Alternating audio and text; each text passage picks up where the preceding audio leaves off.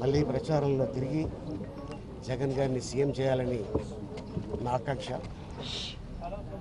అలాగే ఏదైతే వారు కమిట్మెంట్ ఇచ్చారో ఆ కమిట్మెంట్ మీద కట్టుబడి ఉంటారు. మాట ఇచ్చారంటే తప్పరు. అంటే మాట అంటే ఎట్లాంటి మాట ఇచ్చారు అని మీరు అనుకోవచ్చు. ఒక కమిట్మెంట్ అంటే అలీ నువ్వు మాకు చేయి, ప్రచారం చేయి, అద్భుతమైన మెజార్టీతో గెలిపించు. ఎందుకంటే ఈ ఫ్యామిలీకి నాకు ఏమీ కొత్త కాదు. గతంలో చెప్పాను, ఇప్పుడు చెప్తున్నాను. వాళ్ళు సాగర్ సొసైటీలో ఉండేవాళ్ళు. ఒక వీధి పక్కనే మాది అరోరా కాలనీ. గతంలో వైఎస్ రాజశేఖర రెడ్డి గారు ఉన్న రోజుల్లో నేను నెలకి 2-3 సార్లు ఇంటికి వెళ్ళేవాడిని, కలిసేవాడిని, మాట్లాడేవాడిని.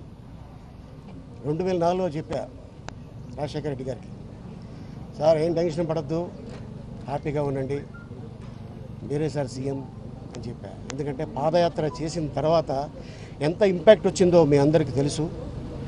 మళ్ళీ అదే మా జగన్ గారు పాదయాత్ర తర్వాత ఎంత ఇంపాక్ట్ ఉందో మీ అందరికీ తెలుసు. ఎందుకంటే జగన్ గారు వస్తే అభివృద్ధి బాగుంటుందని ప్రజలు కోరుకుంటున్నారు. ఎంతోమంది చెప్పడం జరిగింది. సో అందుకోసం నేను గతంలో కలిశాను, మాట్లాడాను. నన్ను రమ్మన్నారు, నాకు కొద్దిగా సమయం కావాలన్నాను. మీ ఇష్టం అన్నారు. నిన్న సాయిరెడ్డి గారిని కలిసి, సార్ నేను రావాలనుకుంటున్నాను అని చెప్పా. ప్లీజ్ వెల్కమ్, ఎప్పుడు మా పార్టీ మీకోసం ఎదురు చూస్తుంది, డోర్లు ఓపెన్ చేసి ఉన్నాయి అట్ ఎనీ టైం అన్నారు. సో ఈ రోజున జగన్ గారి చేతుల మీదుగా ఈ ఫ్యాన్ గుర్తు కండువా నా భుజం మీద కప్పుకున్నాను. 99లో కప్పుకున్నాను ఒక పార్టీ కండువా. మళ్ళీ ఈ 2019లో ఈ పార్టీ కండువా కప్పుకున్నాను. డెఫినెట్గా మంచి మెజార్టీతో జగన్ గారిని సీఎం చేయడమే నా జయం. ప్రత్యక్ష ఎన్నికల్లో అలీ పోటీ చేస్తారా, లేకపోతే అలీ ఎక్కడి నుంచి పోటీ చేసే అవకాశం ఉంది?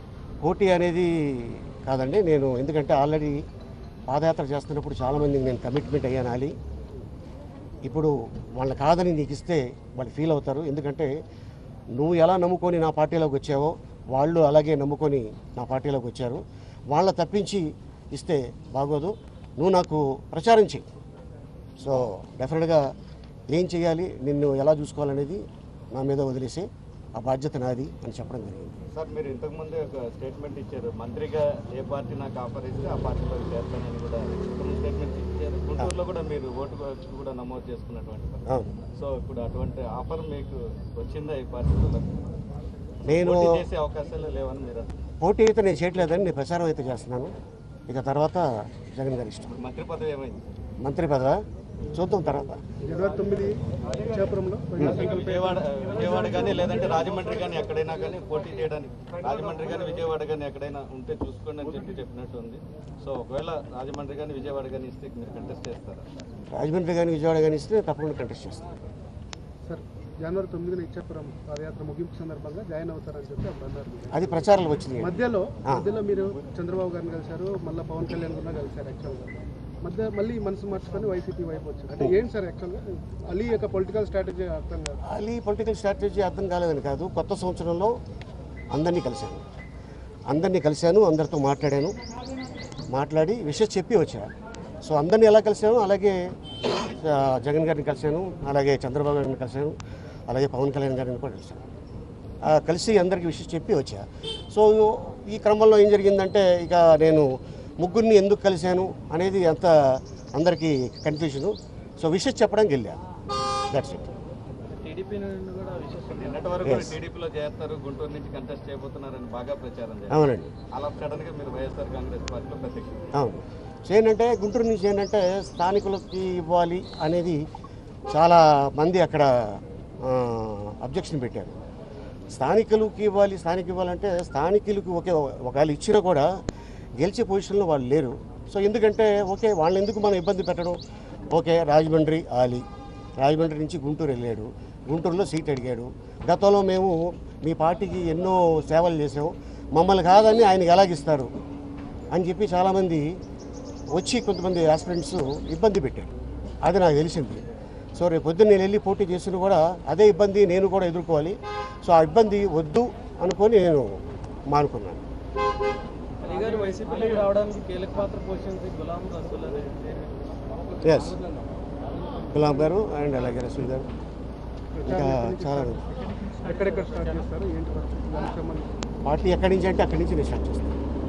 అతను సాయిరెడ్డి గారు ఉన్నారు, అలాగే జగన్ గారు ఉన్నారు. ఎక్కడి నుంచి స్టార్ట్ చేయాలి, ఎక్కడ ఎండ్ చేయాలనేది పార్టీ నిర్ణయిస్తుంది. దాన్ని బట్టి నేను వెళ్తాను.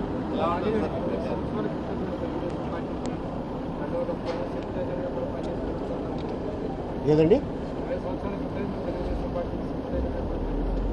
చంద్రబాబు గారు కూడా మిమ్మల్ని రాజకీయాల్లో కావాలి ఆయన మొన్న ఆహ్వానించారు.